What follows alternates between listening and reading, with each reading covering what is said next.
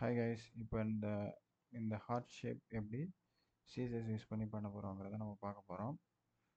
அதுக்கு முக்கியமாக நமக்கு தெரிஞ்சுக்க வேண்டியது என்னென்னா, பொசிஷன் பற்றி தெரிஞ்சுக்கணும். அடுத்தது ட்ரான்ஸ்ஃபார்ம் பற்றி தெரிஞ்சுக்கணும். அடுத்தது pseudo classes before and after பற்றி தெரிஞ்சுக்கணும். அதையும் நம்ம இந்த வீடியோவில் பார்க்கலாம். இப்போ எப்படின்னா, இங்கே ஒரு ஹார்ட் வரைய போகிறேன், காட்டுறேன்.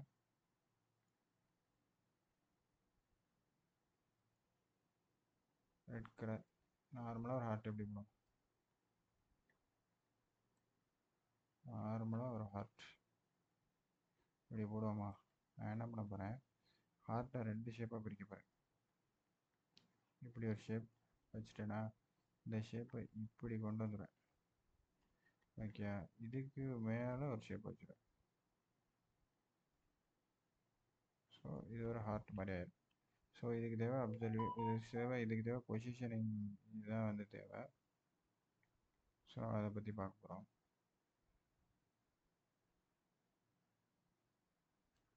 பொசிஷனிங் பார்ப்போமா? பொசிஷன் அப்சல்யூட் ரிலேட்டிவ் நம்ம பார்ப்போம்.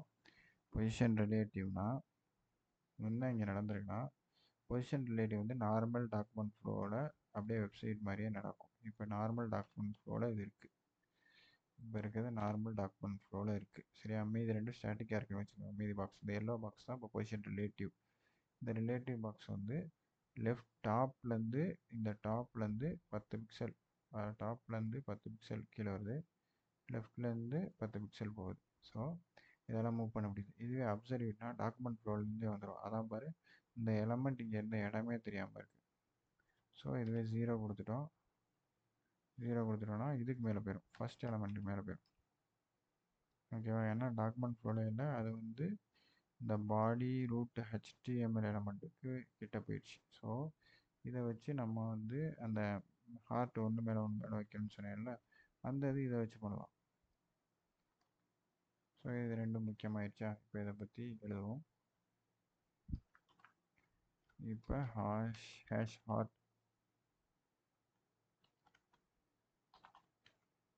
Position relative width position relative, wait a minute, position relative, அடுத்து வித் ஹைட் கொடுக்க போகிறோம். வித் ஹைட் கொடுத்துட்டோமா? இப்போ தான் சூடோ எலமெண்ட் நம்ம செய்ய போகிறோம்.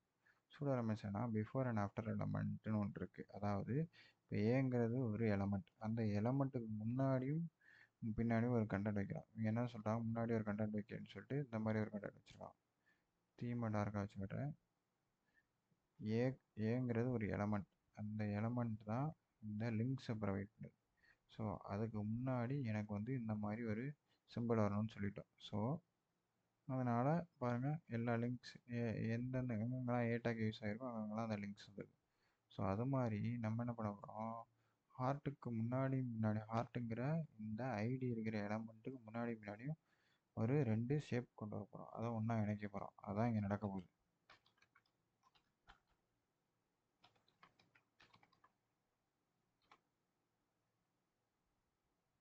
ஹார்ட் பிஃபோர்,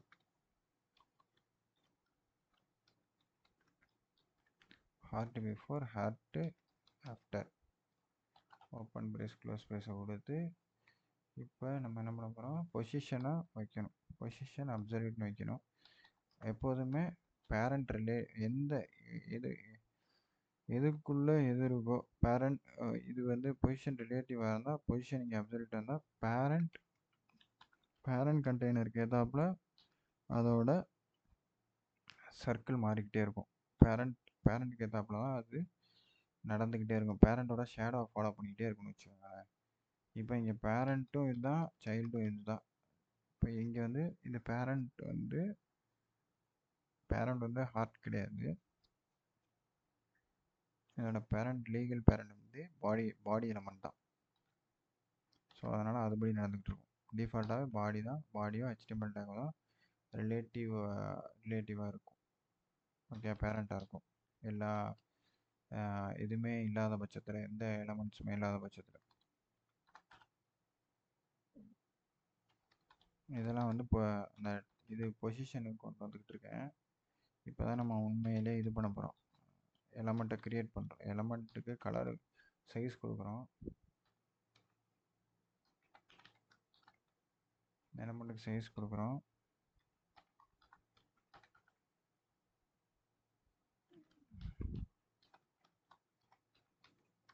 பேக்ரவுண்டு ரெட் அப்படின்னு கொடுத்துருக்கேன். ஸோ பார்த்தீங்களா, பேக்ரவுண்ட் ரெட்னு கொடுத்துட்டேன். இப்போ ஒரு ஸ்கொயர் ஷேப் வந்துடுச்சு. இப்போ இந்த ஸ்கொயர் ஷேப்பை கொஞ்சம் மழுங்கடிக்கணும். மழுங்கடிச்சா நமக்கு உண்டானது ரெடி ஆகிடும்.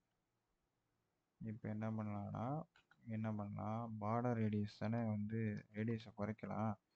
ஸோ பார்டர் ரேடியஸ் இது வந்து பார்டர் ரேடியஸ் 4 இது இருக்குது. Top, bottom, left, right.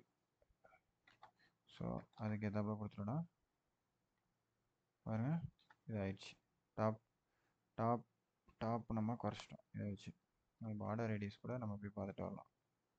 சரிங்க, சூடாக பார்டர் ரேடியஸ் இப்போ நம்ம எது யூஸ் பண்ணிக்கலாம், top left, top right 4 use பண்ணியிருக்கோம்ல, பாட்டம் ரைட்டு, பாட்டம் லெஃப்ட்டு.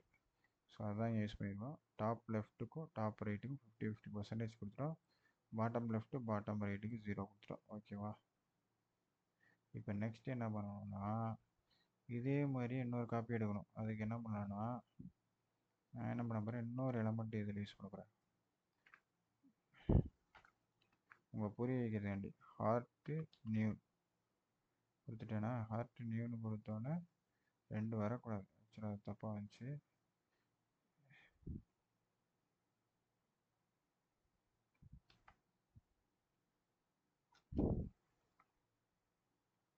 ஓகேவா?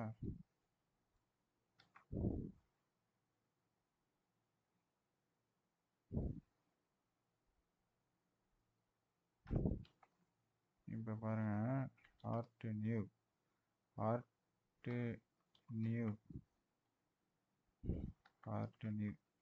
ஸோ பார்த்தீங்கன்னா பிஃபோர் அண்ட் ஆஃப்டர் இன்னொரு எலமெண்ட் வந்துடுச்சு. ஸோ இந்த 2 எலமெண்ட்டையும் ஒன்றா சேர்க்கலாம். சரியா? அதுதான் நம்மளோட பிளான். ஒரு எலமெண்ட்டாக இருக்குது. ஸோ அந்த மாதிரி நம்ம தனியாக ஒரு கிளாஸ் இல்லாமல் இன்னொன்று பண்ணலாம். அது என்ன பண்ணலாம்னா, உங்களுக்கு காப்பி பண்ணி அது என்ன பண்ணலாம்னா, திருப்பி என்ன பண்ணால் இதுக்கப்புறம் ஒரு ஹார்ட் ஆஃப்டர்னு கொடுத்து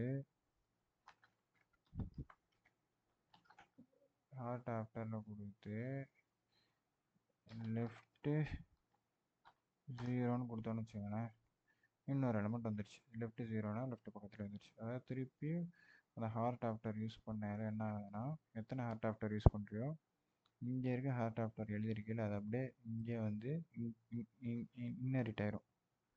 இப்போ இதில் ஒரு 50% சொல்கிறேன்னு வச்சுக்கோங்க, 50% தள்ளி போயிடும் லெஃப்ட்லேருந்து. சாரி, 50 பிக்சல் கொடுப்போம். ஹார்ட் ஆஃப்டர் காணும்.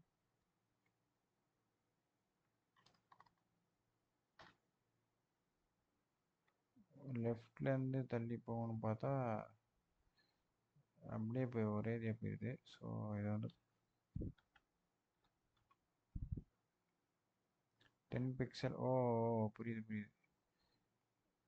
லெஃப்ட்டுன்னு அது லெஃப்ட் சைடு வந்துக்கிட்டே இருக்கு.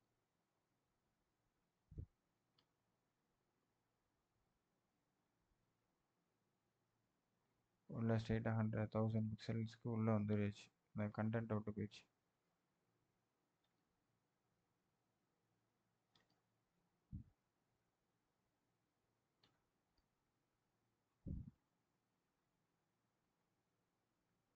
மைனஸும் லெஃப்ட்லேருந்து ரைட் சைடு போகுது பாருங்க, மைனஸுங்கவும் அந்த லெஃப்ட் சைட்லேயே போகுது.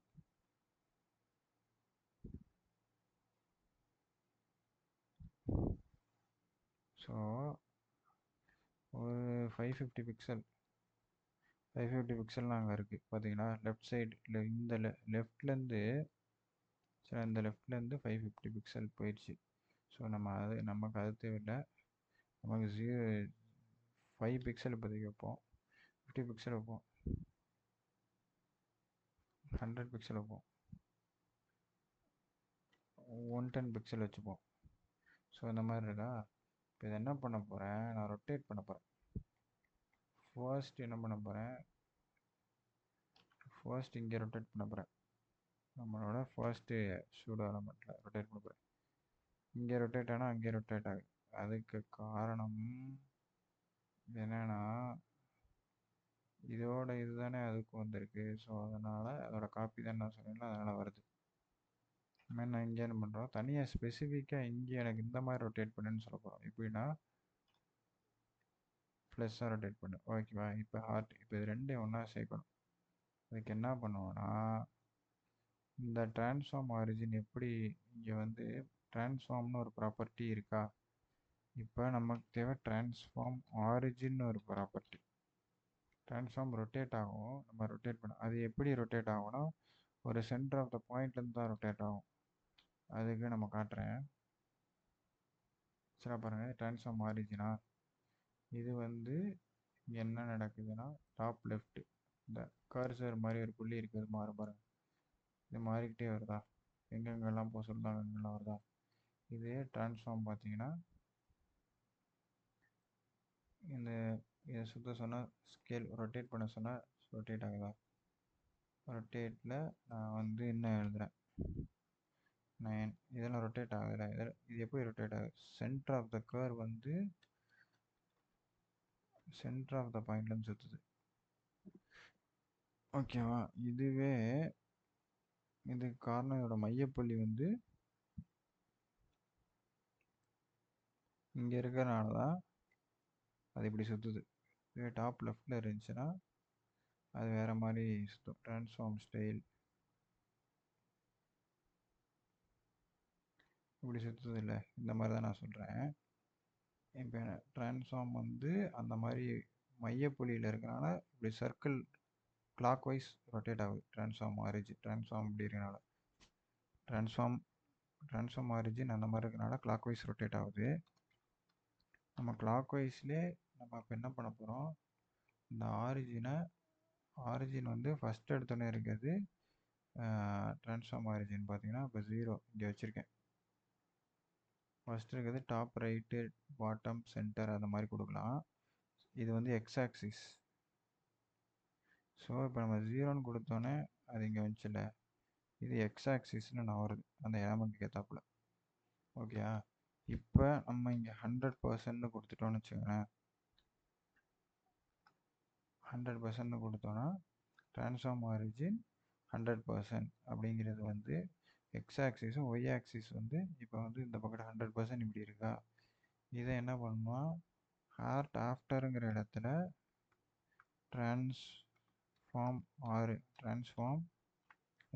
ஆரிஜின் அப்படின்னு கொடுத்து 100% அப்படின்னு கொடுத்தோன்னு வச்சுக்கோங்க. இப்போ என்ன ஆயிருந்தா ரெண்டு ஒன்றா சேர்ந்துடும். சேராத காரணம் நம்ம இங்கே லெஃப்ட் சைடு தள்ளி வச்சுருக்கோம் 10 பிக்சல். இப்போ 10 பிக்சல்னோடனே இது பக்கத்தில் போகும் பாரு, 0 பிக்சல்னோடனே இது ஒன்றாயிரும். 0 பிக்சல்னால உங்களுக்கு வந்து ஏதோ ஒரு அமௌண்ட் இருக்கிறனால வெறும் 0 அப்படின்னு கொடுத்தோன்னா 1 ஆயிரும். ஏதோ மிஸ்டேக் இருக்குது. அப்போ transform 45 degree content left 50 pixel கரெக்டான கொடுத்துருவோம். இன்னும் அது கொஞ்சம் மேலே போகணும். 0 100% left 0 transform rotate 45 degree transform origin spelling தப்பு. transform origin 100 0 பிக்சல்னாலும் அது வந்துருக்கணும், அதானே பார்த்து 1 பிக்சல்னால் தட்டுப்போம். ஸோ இந்த ரொட்டேட்டுக்கு ஒரு ஆரிஜின் வைக்கணும்ல, அந்த ஆரிஜின் தான் எங்கே தொடங்கணுங்கிறது. இது ஆட்டோமேட்டிக்காக அந்த ட்ரான்ஸ்ஃபார்ம் ப்ராப்பர்ட்டி யூஸ் பண்ணியால அதோட ஆரிஜினை செட் பண்ணுறது. சென்டர்லேருந்து சுற்றணுமா ஓரத்துலேருந்து சுற்றணுமான்னு நீங்கள் டைப் பண்ணி பார்த்தீங்கன்னா தெரியும். இப்போ 11 பிக்சல் இருக்கையில் லெஃப்ட்லேருந்து 11 பிக்சல் போகுது. ஸோ ஒன்று மேலே ஒன்று வச்சிட்டோம். ஸோ ஆப்வியஸாக ஹார்ட் ஷேப் எப்படி பண்ணுறதுன்னு கண்டுபிடிச்சாச்சு. முக்கியமாக நமக்கு இதுலேருந்து கற்றுக்கிட்டது பிஃபோர் ஆஃப்டர் சூட் எலமெண்ட் பொசிஷனிங்கு. ட்ரான்ஸ்ஃபார்ம் நீங்கள் எப்படி நினச்சாலும் சுற்றுற மாதிரி கிடையாது. ட்ரான்ஸ்ஃபார்ம் இப்போயே நான் பாருங்கள், இது தனியாக எடுத்துகிட்டு சுற்றி காட்டுறேன். தனியாக இருக்கா? இதை 55 டிகிரி சுற்றுறேன். இது எப்படி சுற்றுதுன்னு பாருங்க. இதுவே 75 டிகிரி சுற்றுறேன். எப்படி சுற்றுதா? ஸோ இது -45 டிகிரி இருக்குது. இதை நான் இப்படி சுற்றி காட்டுறேன். எல்லாமே பார்த்தீங்கன்னா ஜீரோ பொசிஷன்லேருந்து ஆரம்பிக்குதா? இப்போ இதுவே நான் வந்து சென்டர்லேருந்து சுற்றுறதுக்காக இது பண்ணுறேன். சென்டர்லேருந்து சுற்றினா அது வேறு மாதிரி ஆகும். ஜீரோங்கிறது இந்த எண்டில் இருந்திருக்கும். ஓகேவா? இப்போ சென்டர்லேருந்து சுற்றுறப்ப எப்படி சுற்றுதுன்னு பாருங்கள். வேறு மாதிரி சுற்றுது பாருங்கள். அதே 45 டிகிரி வந்துடுச்சு. இது சென்டர் 100%. இதை 50% சொல்கிறேன் ஆரிஜினை. இப்போ வேறு மாதிரி இருக்கா? 45 டிகிரி. இப்போ சுற்றுறது வேறு மாதிரி இருக்குது. ஆன்டி கிளாக் வைஸில் சுற்றும் மைனஸ்னா.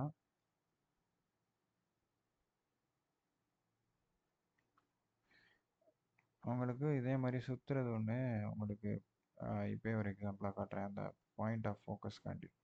இப்போ பார்த்தீங்கன்னா அந்த ட்ரான்ஸ்ஃபார்ம் ப்ராப்பர்ட்டியை நம்ம எக்ஸாம்பிளில் பார்க்கலாம். ட்ரான்ஸ்ஃபார்ம் ஆரிஜின்லேருந்து எல்லாமே ஒவ்வொரு பக்கத்து போகுது. ட்ரான்ஸ்ஃபார்ம் ஆரிஜின் ஆட்டோமேட்டிக்காக அதெல்லாம் மாறுறது காரணம் இதுதான். நம்ம இங்கே என்ன கொடுத்துருக்கோன்னா ட்ரான்ஸ்ஃபார்ம் ப்ராப்பர்ட்டியை ட்ரான்சிஷன் ஃபார்மேஷன் செகண்ட்ஸ் வந்து 0.5 செகண்ட்ஸில் நடக்கிற மாதிரி வச்சுருக்கோம். இதுவே 1 செகண்டில் நடக்கிறது மாதிரி வைப்போம்.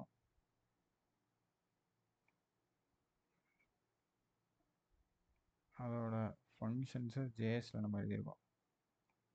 சென்டர் ரொட்டேட் x 45 டிகிரி இந்த மாதிரி வச்சுருக்கனால அது பாயிண்ட்லேருந்து வரும். இப்போ அதை ரீலோட் பண்ணி காட்டுறேன்.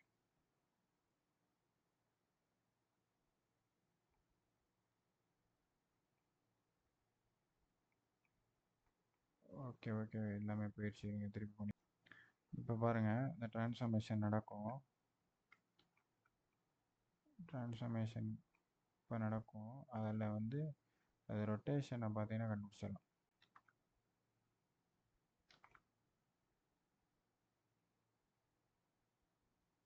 ஒன் 1.5 செகண்ட்ஸில் பாருங்கள், ஆரிஜின் ட்ரான்ஸ்ஃபார்ம் வந்து சென்டர்லேருந்து ரைட் போகுது. சென்டர்லேருந்து ரைட் சைட்லேருந்து 300 பிக்சலுக்கு போணுச்சுல்ல, அந்த மாதிரி தான். அதை திருப்பி கூட நான் சேவ் பண்ணிட்டு இது பண்ணுறேன்.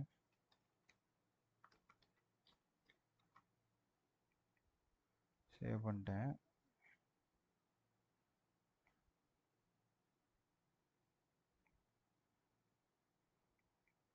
ரீலோட் பண்ணி பார்ப்போம்.